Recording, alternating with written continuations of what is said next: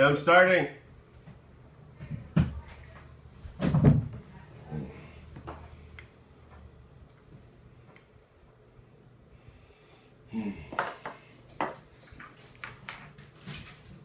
Odie, get out of there.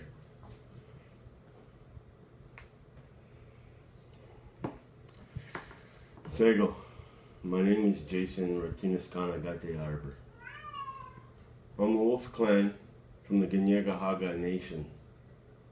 My place of origin is the Chaudière Falls. In this video, the subject matter is going to be about our First Nation title to the Chaudière Falls in the Ottawa-Hull region of Canada. Right now, there is other First Nations who are sharing interest in our Chaudière Falls who do not hold lawful Aboriginal title to the territory. Matter of fact, these other First Nation communities that are claiming my ancestral land do not have a biological link to our First Nation historical rights-bearing community. We had a reservation in the township of Hull, to where your Department of Indian and Northern Affairs Canada sits. My family was disbanded on April 13th, 1903. My family members were to have all of our property, our personnel, and possessions removed on or before the date of April 15th. We were not relocated as a whole. I know that some members went to other First Nation communities or First Nation governments, but the fact is my great-great-grandfather, Joseph Cole, who was born on that Indian reservation in Hull, Quebec, was not relocated. We were disbanded and we remain here in the Ottawa-Hull region of Canada on our traditional territory. My grandfather, Joseph Cole, is the rightful title holder to the Chaudière Falls. I have done the genealogy. I cannot become a member of Kaniengehaga or Genocide. And the reason for this is not because I'm not Indigenous, it is because I do not have the ancestral connection to their First Nation communities that would entitle me acceptance.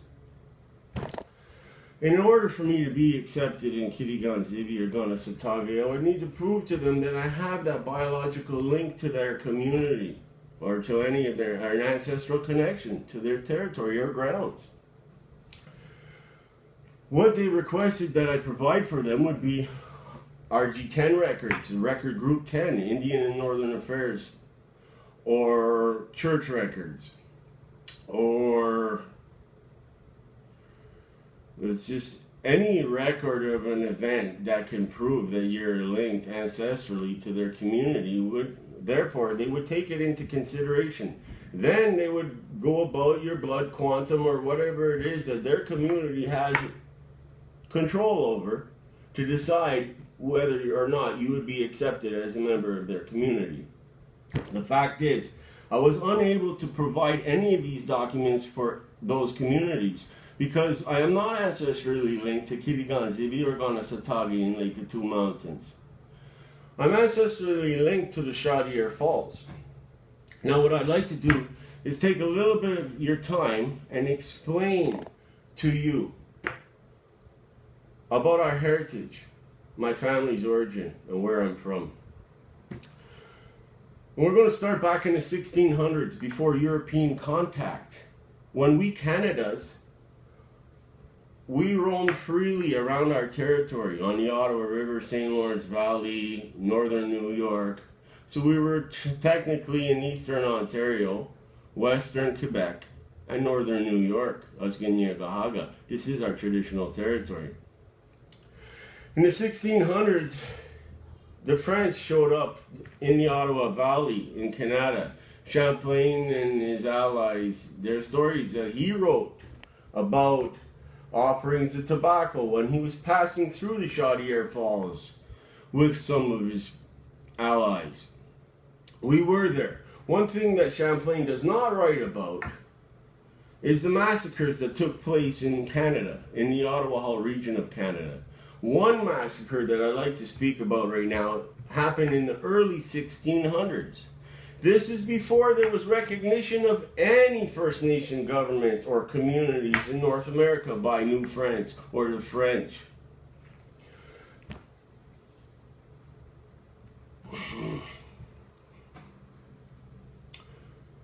This is touchy, it's personal, because we're talking about my family.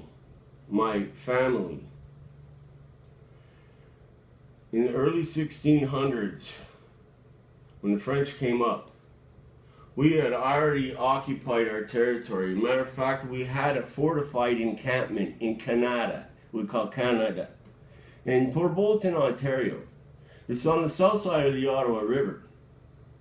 There we had a large encampment. It was fortified with pine trees. Now you know, before we erect a pine post into the ground, we had to cut the tree down. We had to take the branches off of it. We had to peel the bark, and we had to let that pine tree dry. And then when it was dry, a lot of our men would erect that post into the ground. And then on to the next one, into the next one, into the next one. And let me tell you, our encampments were large, and they were not just built overnight. These were years in the making. But it only took one massacre to burn it to the ground. We had long houses for our clans, for our family members.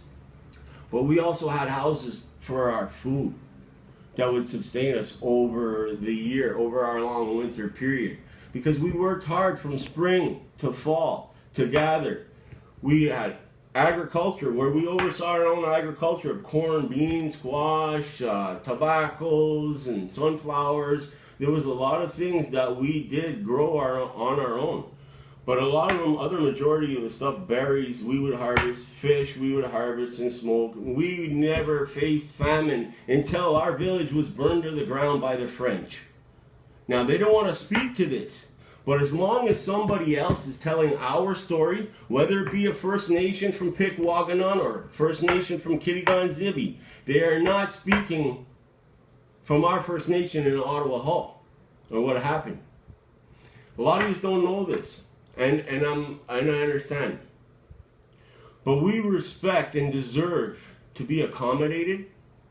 We deserve the respect of that every other First Nation community, and we respect our rights. Our rights need to be respected, and they are to be protected. We do not have to capitulate and go into a paternalistic attitude land claims, where it's take it or leave it attitude. Right now, if the government of Canada wants to cede the Parliament Hill with the Anishinaabe people of Pikwakanon who do not have an ancestral connection to our territory, well, again, they're doing it illegally. We were illegally disbanded by a provincial court who lacked jurisdiction to do so. We were a federally protected reserve and we fell outside of the charter. Section 35, the province cannot touch it. So this, upon a standard of review, it is correctness. Now what I'd like to do is get in and open up a dialogue on the reserve in Hull. What happened to the Indians there? 1600, our village was massacred. We survived. Us Kaniengehaga in Canada survived these massacres. There was another attempt to massacre on us in 1660. This time the massacre was led by Adam Desarmeaux. You can look it up on YouTube or you can look it up on the internet and you're going to see. There's a couple of different stories about this man, that he was coming up the Ottawa River to protect Montreal from the Mohawks. But another story says that he was heading up the Ottawa River to plunder a small Iroquoian settlement. Regardless of what happened, the facts are, there was Kaniengehaga up the Ottawa River. And we came down the Ottawa River in 1660 to meet up with Adam Desarmeaux. And the battle took place around Hawkesbury.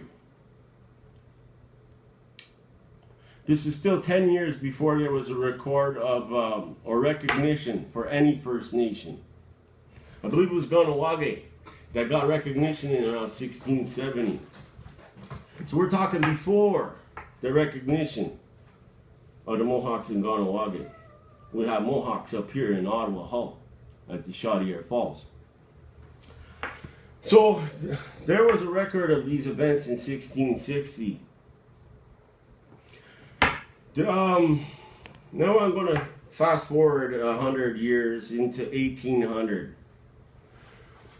After the fall of New France, 1763, there was a royal proclamation that was to ensure the property and civil rights of every First Nation man or woman that was on the north shore of the Ottawa River.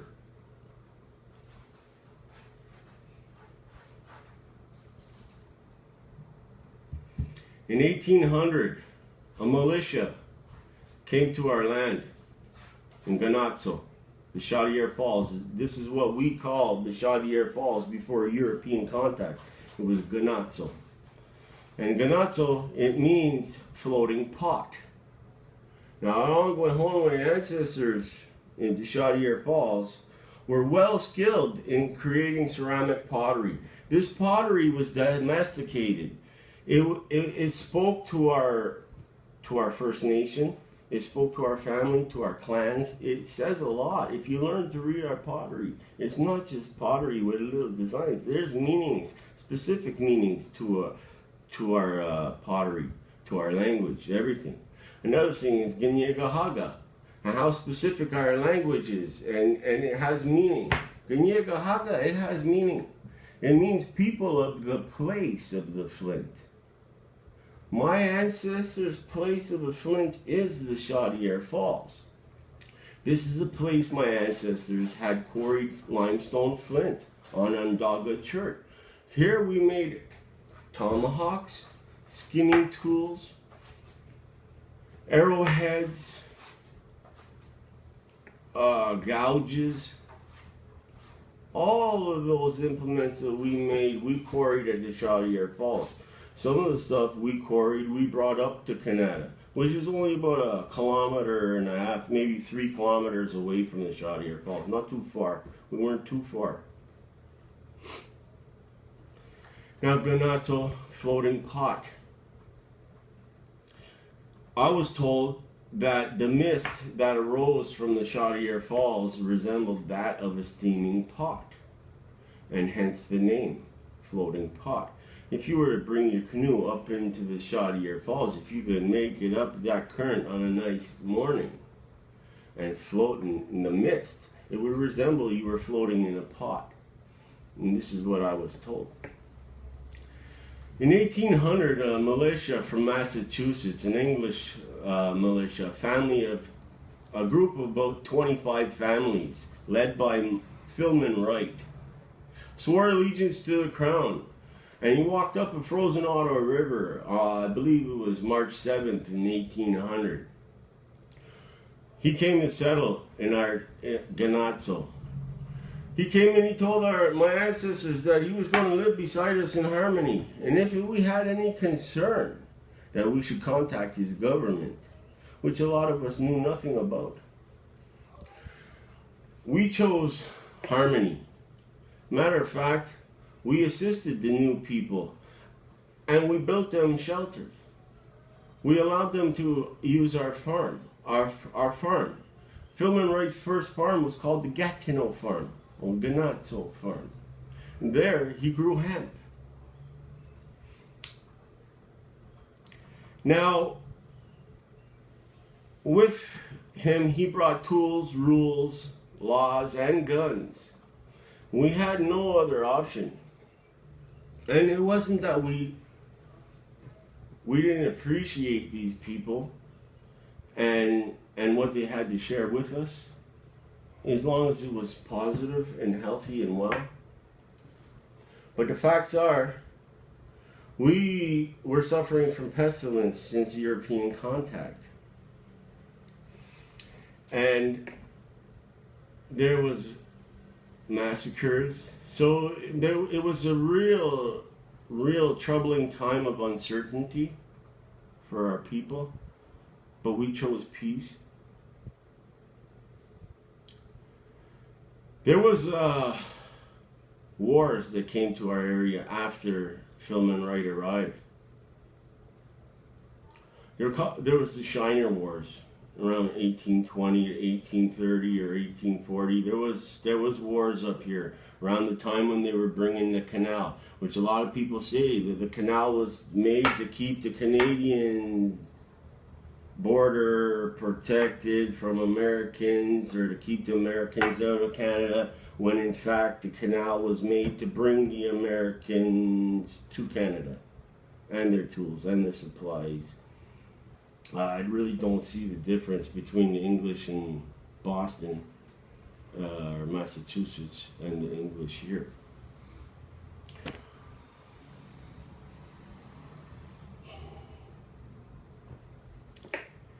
These wars that took place in the early 1800s were, they say that it was settlers fighting amongst themselves over newly found resources, that there wasn't enough land for everybody, or enough trees or beavers or something, and they were starting to fight amongst each other. And around that time, there was a lot of Native American bodies showing up all around the rivers due to pestilence or violence.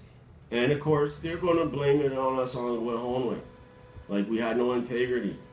Like we had no respect for life. And the fact is, we fought when we were put in a corner, and we had to fight back. And another thing, we had no jails to put our enemies in or punish you in a European way. But one thing we did not want to do was fight our enemy again. So as sad as it is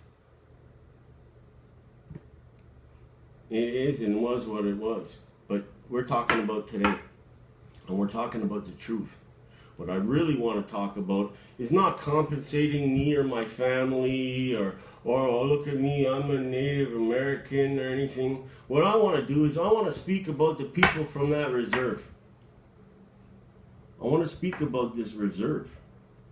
Right now, the federal government enabled other governments like Ontario and Quebec and Pikwakanon and Kaniengehaga and all these other governments were enabled by the federal government.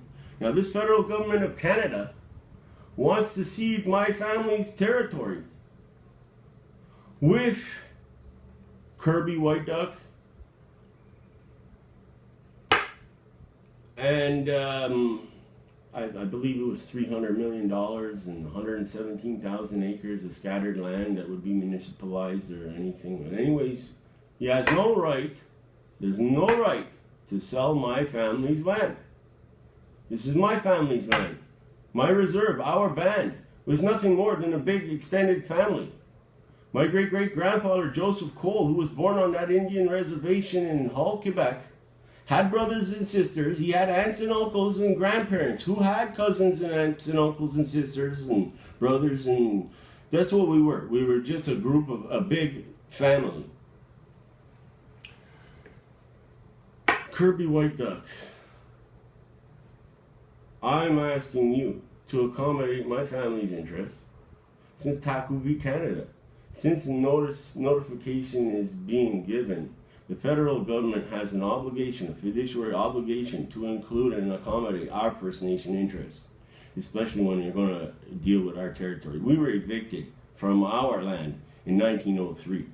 I have a judgment from a provincial court judge, May 2012, May 14th, 2012, that recognizes the historical rights-bearing people from the Chaudière Falls, the historical rights-bearing community of Kaniengehaga people from the Chaudière Falls. We're in the Iroquois in Ottawa-Hull. Now, I'm not saying there was no Anishinaabe up and down the rivers and around the inlands and all around, and perhaps there was Anishinaabe and Nipissing in our community, but the facts are, upon investigation on and review of census and INAC records and all the evidence that I've compiled and collected over the years, I've yet to find one Algonquin member to our community. We recognize ourselves. We do have membership for our own community. We're not recognized by the federal government right now. But that's not our problem. That's the problem of the federal government. I'm waiting on Carolyn Bennett. I'm waiting on Jody Wilson. I'm waiting on Justin Trudeau to answer to the notice that I gave them. But they haven't answered to my emails yet. I have a court judgment. I have convinced the courts in Hull of the historical rights-bearing community in reserve? Why is it that I'm having trouble convincing the Anishinaabe people that we existed? I would include your evidence. I would include you as a people. I'm not trying to exclude anybody from the Chaudière Falls. I'm very sensitive and compassionate. And I will find the time to accommodate everyone. But the fact is, the original title holders to the Chaudière Falls are being ignored, and this cannot be considered ignorance. You're being notified right now. Right now. I have 5 boys. They will continue with the truth. Whether they cede the territory illegally with the Algonquins of Ontario, it's irrelevant. That Ottawa community of Algonquins of Ontario, if you check out their ancestral root, their root ancestor is not from Ottawa. The root ancestor is from Mattawa in the Bonnechere Valley. That's about 150 kilometers away from the Chaudière Falls. I don't understand why is it, when I went up to Kitigan City and I went down to Gunasatagi for membership, for acceptance, they wouldn't accept my family or my community members because we were not from there.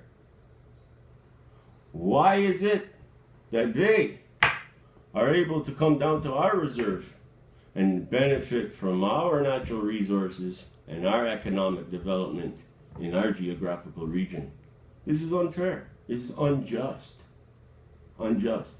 And I had enough of the lack of integrity that these Canadian courts have. If there was any integrity at all, they wouldn't be spending the millions of dollars that they are to fight these cases. They would be resolving these cases. It would cost half the money to resolve this so we could walk forward hand in hand, friend in friend. The way our ancestors had scheduled this, which is not the way it was supposed to be.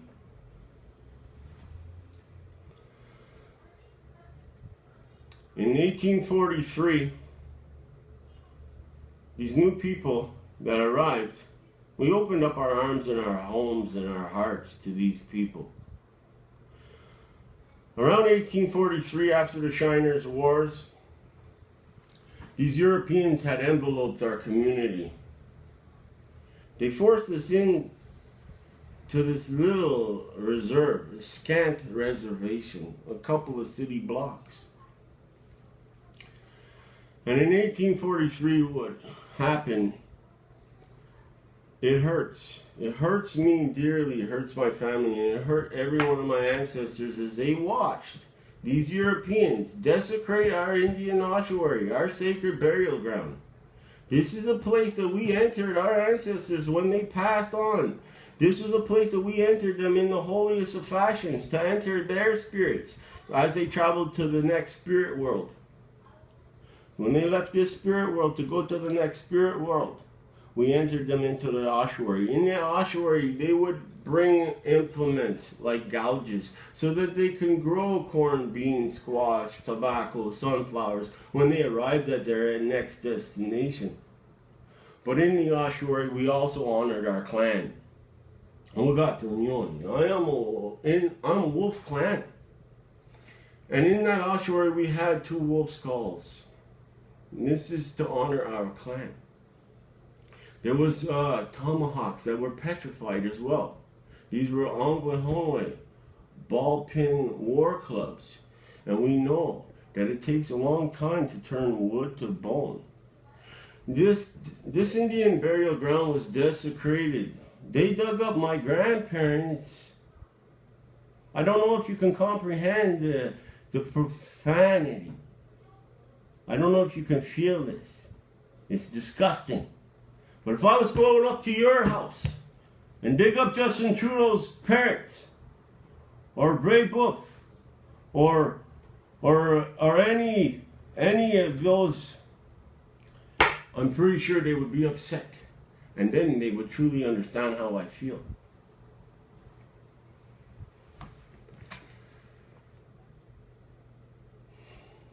Well,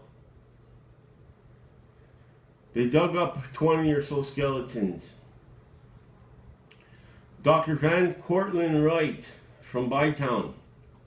He was, I believe he was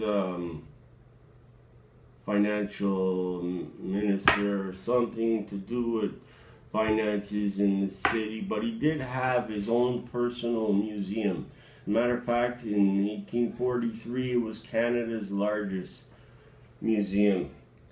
This is where they put our ancestors on display. Matter of fact, I heard a story about him putting one of our skeletons together and hanging them in his closet. So he was a doctor, and as well. So, and then sometimes when children would arrive in his office, he would open up the door and scare them with the skeletal remains of my ancestors. Disgusting behavior, unacceptable, and it will be this is unforgivable. Unforgivable.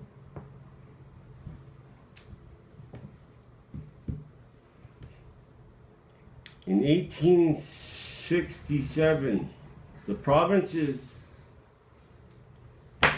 connected and they became a country. In 1867, became Canada. Only a couple of years after that, I remember this time when I think it was Stephen Harper who said that Canada had nothing to do with genocide. Well, here you go, Harper. Stephen Harper. Take note, because you did participate in genocide, and you're still participating in genocide. Systematically, using the courts to eradicate Aboriginal law and title. You don't have your courts do not have the authority. It's nation to nation, not nation to puppet. In 1870, in 1871, a couple of years after Confederation, our Indian reservation was faced with, we were inoculated with smallpox. We were quarantined and suffering from blisters and sores and sicknesses and ulcerations to the eyeballs. It was a disease that we were facing. This is how they got rid of us, was with smallpox in 1871 and 72. Dr. Mallock of Ottawa. I have his personal handwritten notes of 1871 and 1872 dated April 23rd, where he should give professional attendance to the Indians suffering from an exceedingly severe epidemic of smallpox on the northern shore of the Ottawa River. Wow! The Parliament Hill oversaw this. They oversaw the genocide. So don't pretend that it didn't happen. I have handwritten notes from the doctor himself.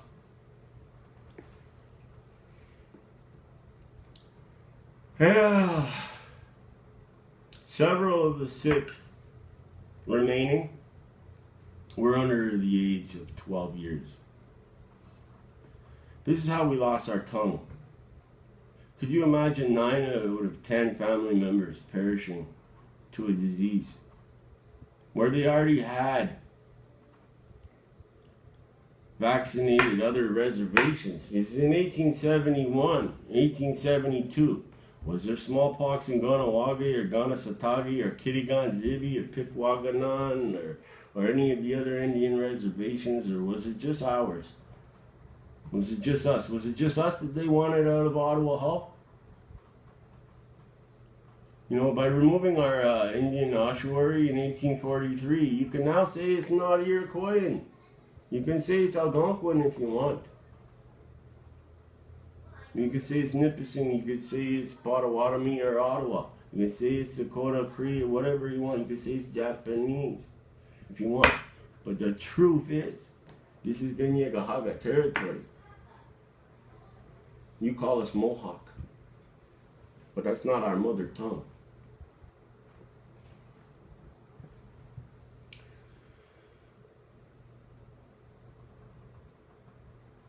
I have police records. I have church records. I have doctor records. I have land surveyors' maps of Hull, legal land surveyors' maps of Hull from 1874 and in 1882, where they show our Scanton Reservation. These documents that I compiled or collected, it was enough to convince the courts of our historical rights-bearing community. So you must take notice as a Canadian or a First Nation to this Turtle Island that we exist, because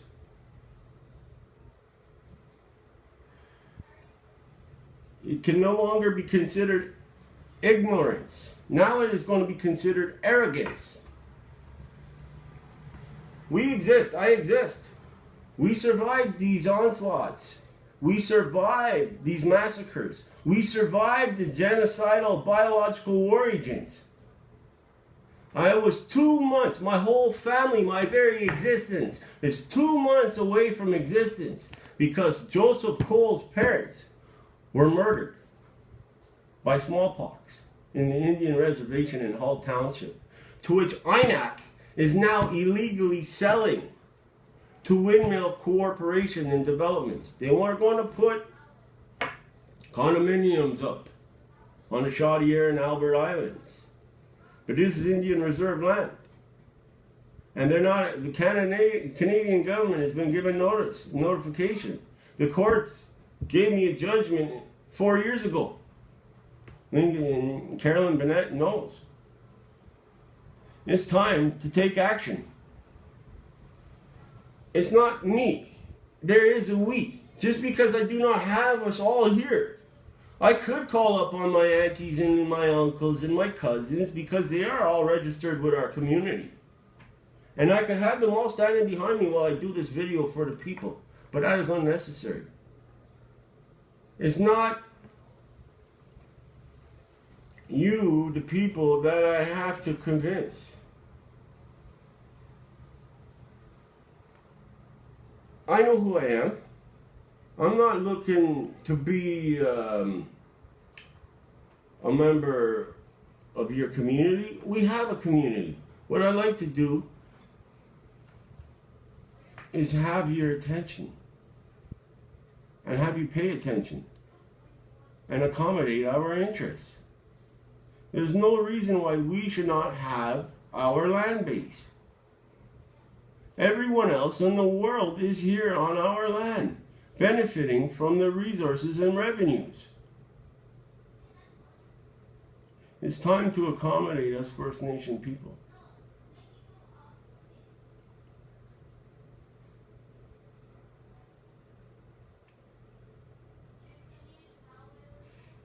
We're still here, hidden in plain sight. I've been attending ceremonies on the island since I was a child. Hand in hand with Grandfather William Kamanda, a great spiritual leader that I have much respect for.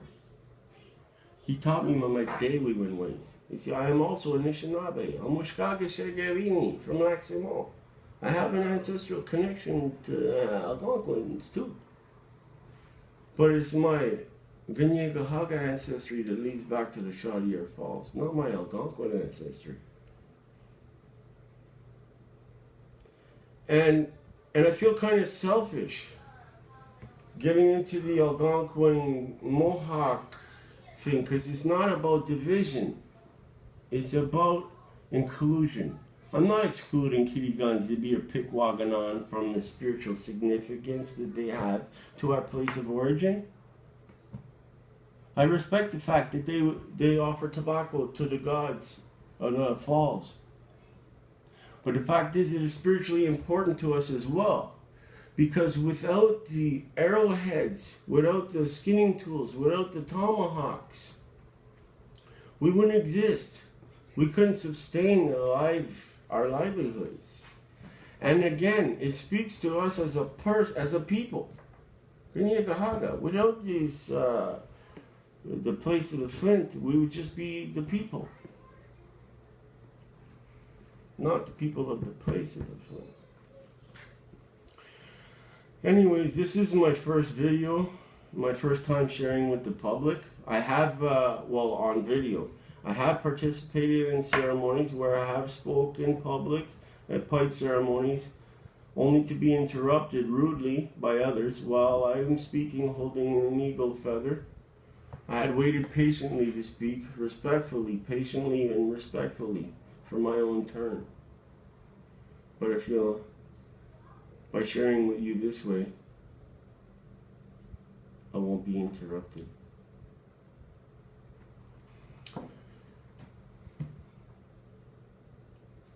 Nyawa, miigwech for your time.